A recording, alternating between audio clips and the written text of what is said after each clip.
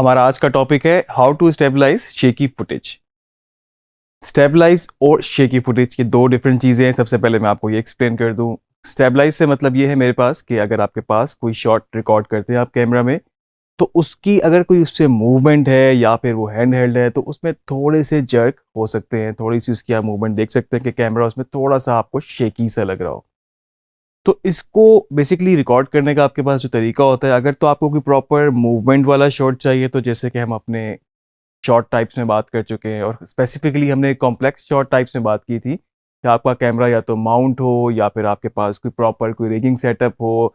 और आजकल आपके पास बहुत ज़्यादा कॉमनली यूज़ हो रहे हैं गिम्बल। आपके पास मोबाइल गिम्बल भी मौजूद हैं, आपके पास DSLR गिम्बल भी मौजूद हैं, और इसके अलावा बड़े कैमरास के लिए स्टेडी कैम यूज़ किया जाता था, प्रॉपर जो जैकेट होती थी, और उसके बाद आपका मूवमेंट वाला शॉट उसमें से आप अपना रिकॉर्ड कर सकते थे। और उसके अलावा अगर तो आपके पास अपने ट्राइपॉड पे कैमरा माउंट है तो आपके लिए पैन और टिल्ट करना खासा आसान है और वो काफ़ी स्मूथ रहेगा, क्योंकि आपके पास एक सपोर्ट उसकी वहाँ पर मौजूद है। अगर वही शॉट, वही पैन टिल्ट या फिर किसी और तरह की मूवमेंट आप हैंड हेल्ड कर रहे हो, मतलब कि आपके पास कोई माउंटिंग सपोर्ट नहीं है, आप अपने हाथ में कैमरा रख के यूज़ कर रहे हैं, तो उसमें बहुत ज़्यादा पॉसिबिलिटी है कि थोड़ा सा शेक, थोड़ा सा जर्क उसमें आ जाए। वैसे तो जितना स्मूथ आप उसको रिकॉर्ड करें उतना आपके लिए बेहतर है, लेकिन आप बहुत हद तक उसको आप पोस्ट प्रोडक्शन में भी, यानी कि अपने video editing software Adobe Premiere के अंदर भी उसको कंट्रोल कर सकते हैं। आपके सॉफ्टवेयर एडोबी प्रीमियर प्रो के अंदर आपके पास वार्प स्टेबलाइजर के नाम से ये एक स्टेबलाइजर मौजूद है। अगर आपकी शेकी फुटेज होगी, अगर उसमें थोड़ी सी इस तरह की मूवमेंट है, अननेचुरल सी है, शेकी है, आप उसको स्टेबलाइजर यूज़ करके काफ़ी हद तक उसको बेहतर कर सकते हैं। अभी हम उसको एक्सप्लोर करेंगे, साथ साथ थोड़ी सी उस टेक्निक पे भी बात करेंगे वो करता क्या है। थोड़ा सा वो उसको स्केल अप करता है, थोड़ा सा वो उसकी मोशन को एडजस्ट करता है, तो आपका उसमें से शेक और जो जर्क होता है वो निकल जाते हैं। आइए देखते हैं। तो मैंने यहाँ पर अपनी टाइमलाइन पे एक फुटेज इंपोर्ट कर ली है और ये बहुत हद तक एक शेकी फुटेज है। मैं आपको फुल स्क्रीन करके दिखाता हूँ ये। तो आप देख सकते हैं इसमें कैमरे की मूवमेंट काफ़ी ज़्यादा शेकी भी है और कुछ अब्रप्ट कंफ्यूजिंग सी भी है। अब हम इसको देखते हैं कि हम इसको पोस्ट में कितना बेहतर कर सकते हैं। ऑब्वियसली हमने इसको स्टेबलाइज करना है। हमारे पास जो इफेक्ट यहाँ पर प्रीमियर में है वार्प स्टेबलाइजर के नाम से, मैं इफेक्ट में जाके अगर मुझे इफेक्ट का नाम पता है, इवन कि मुझे सेकंड नेम भी पता है, तो मैं अगर वो भी लिखूँगा तो मेरे पास यहाँ पर, अभी मैंने स्टेब ही लिखा था और मेरे पास यहाँ पर ये इफेक्ट आ गया। और यहाँ पे मुझे ये शो हो रहा है कि ये वीडियो इफेक्ट्स के अंदर डिस्टॉर्ट के फोल्डर के अंदर वार्प स्टेबलाइजर आपके पास मौजूद है। डबल क्लिक कर सकता हूँ क्योंकि यहाँ पर मेरे पास क्लिप सिलेक्ट है, या ड्रैग करके इसको लगा सकता हूँ। आप देख रहे हैं कि इस वक्त मुझे अगर ये कंफर्म करना हो ये इफेक्ट लग गया है कि नहीं, तो मैं अपनी इफेक्ट कंट्रोल विंडो में स्क्रॉल डाउन करूँगा और यहाँ पर ये वार्प स्टेबलाइजर लग रहा है।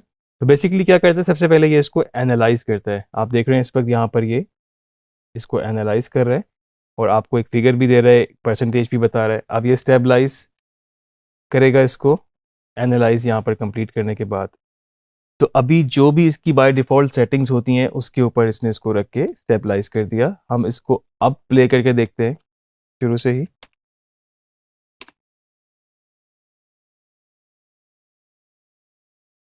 तो आप देख रहे हैं जो जर्क, जो मूवमेंट थी, जो बिल्कुल शेकीनेस थी, वो बिल्कुल निकल चुकी है और इसने उसकी जगह इसको स्केल अप करके थोड़ी सी एक मूवमेंट स्मूथ कर दी है। मतलब मूवमेंट इसमें इटसेल्फ मौजूद है, लेकिन उसने उसको काफ़ी हद तक स्मूथ कर दिया है।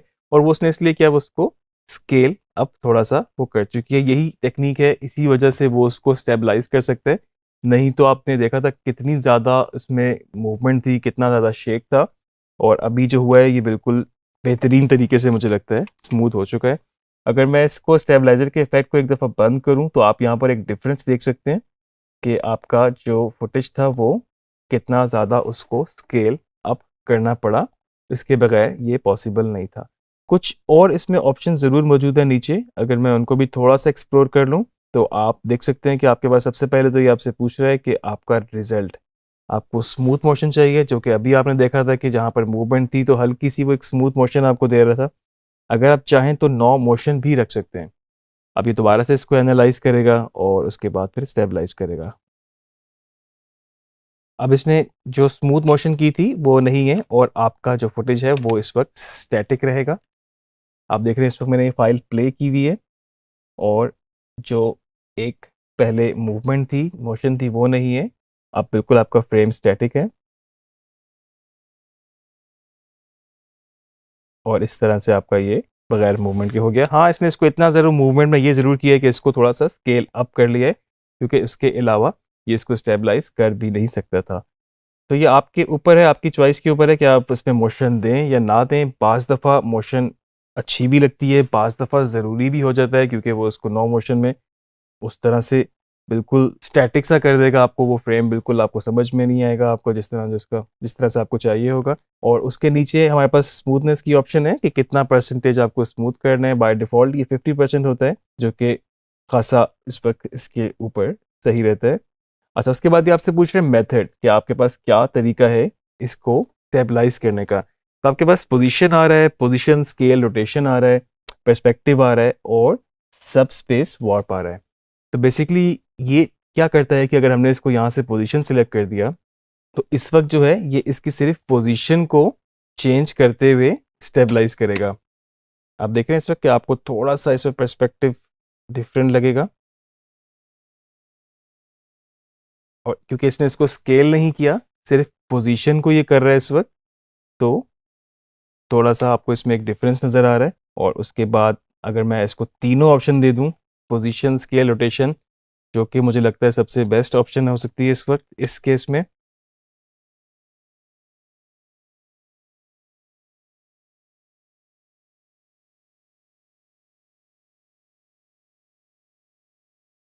तो इस वक्त तीनों चीज़ें इस वक्त हो रही हैं, और इसके अलावा आप देख सकते हैं पर्सपेक्टिव भी, अगर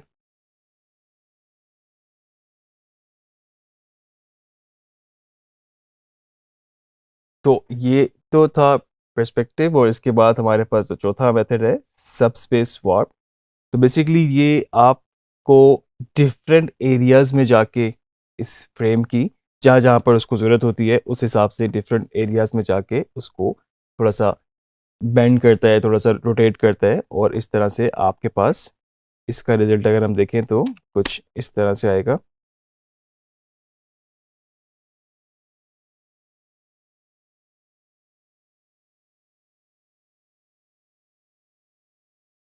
तो ये जो मेथड्स हैं बेसिकली आपके लिए ये डिसाइड करना मुश्किल है कि आप किस मेथड के साथ जाएंगे। मेरा ख्याल से ये बिल्कुल ऐसे ही है कि आपकी जो फुटेज जो उसमें शेक है उस पर डिपेंड करता है कि कितना उसमें डिफरेंट शेक है। कहीं पर स्केल की ज़रूरत है, कहीं पर पर्सपेक्टिव मिल रहा है, कहीं पर उसको स्पेसिफिक पॉइंट्स पे करना है जाके। तो वो टोटली डिपेंड करता है आपका मेथड कि किस तरीके से आप उसको करते हैं। नॉर्मली ये जो आप जब इफेक्ट लगाते हैं तो ये सेटिंग्स इस तरह से आपके पास हुई होती हैं, आपके पास रिजल्ट में स्मूथ हो सकता है। और उसके बाद मेथड जो है सब स्पेस वार्प, जो कि सबसे ज़्यादा कॉमनली यूज़ किया जाता है, लेकिन ज़रूरी नहीं है कि इन्हीं सेटिंग्स पे ही आपको वो डिज़ायर आउटपुट आ जाए। आपको इनको चेंज करना पड़ सकता है। आपकी अपनी फुटेज की जो भी उसमें जितना शेक है, जितना उसमें थोड़ा सा कॉम्प्लिकेशंस है, तो उस हिसाब से ही आपको अपने इफेक्ट लगा के आप इसको ट्राई कर सकते हैं। डिफरेंट डिफरेंट मेथड्स को देख सकते हैं, जो उस पर सूट करता है आप उस पर उसको यूज़ कर सकते हैं।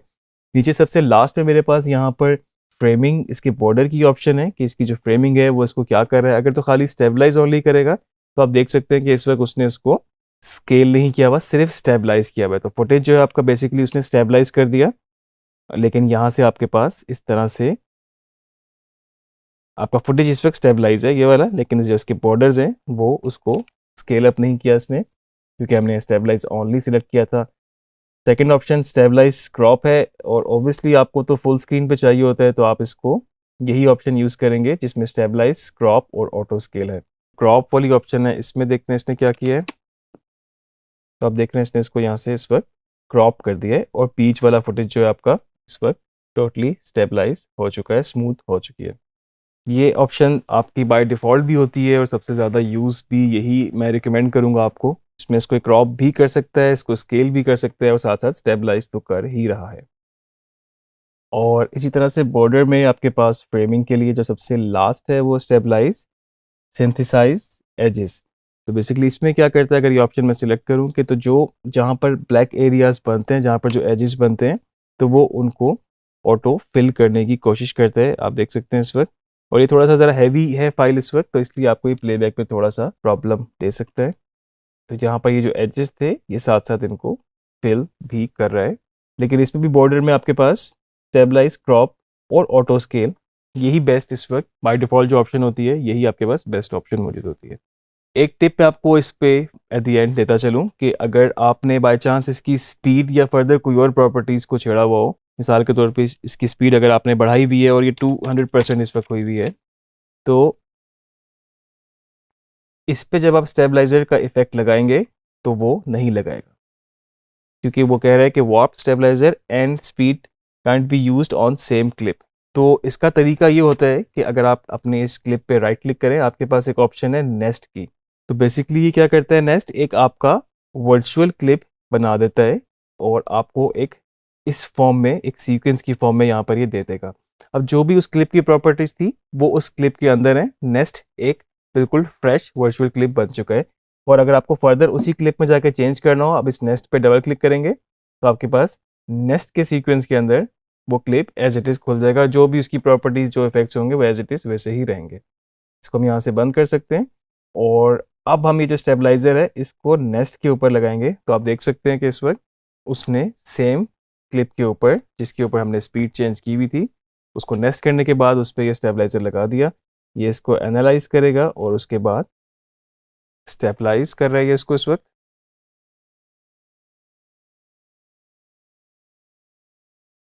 तो इस क्लिप में आपने देखा कि उसको वो बिल्कुल स्मूथ उस तरह से स्टेबलाइज नहीं कर सका। शायद हम इसकी फर्दर सेटिंग्स को चेंज करें तो उसको हम बेहतर स्टेबलाइज कर सकते हैं। और ये इसलिए नहीं किया क्योंकि पहले इसका शेक जो था नॉर्मल स्पीड पे कुछ और था, और अब जाके जब हमने इसकी स्पीड 200% की तो इसका शेक बदल चुका है, वो मज़ीद तेज़ हो चुका है। तो ये टोटली वेरी करता है कि किस शॉट पे ये इम्प्लीमेंट हो सकता है। बाज़ दफ़ा मैं आपको ऑनेस्टली बताऊं कि ये यूज़ नहीं भी आप कर पाते, मतलब वो उसको स्टेबलाइज कर ही नहीं पाता। तो आपने टोटली इस पर डिपेंड नहीं करना कि आपने अपनी फुटेज को शेकी यूज़ कर लिया, हैंडहेल्ड जिस तरह से मर्जी आपने उसको रिकॉर्ड कर लिया, ये सोचते हुए कि आप इसको पोस्ट प्रोडक्शन में जाके अपने एडिटिंग सॉफ्टवेयर में स्टेबलाइज कर लेंगे तो ठीक हो जाएगा। हो सकता है बहुत हद तक बहुत चीज़ें बेहतर हो जाती हैं, लेकिन बाज़ दफ़ा बिल्कुल नहीं भी होती। अपनी प्रैक्टिस को जारी रखिए, आगे फर्दर लेक्चर्स में मज़ीद टेक्निक, मज़ीद थ्योरी और मज़ीद प्रैक्टिस पे बात करेंगे।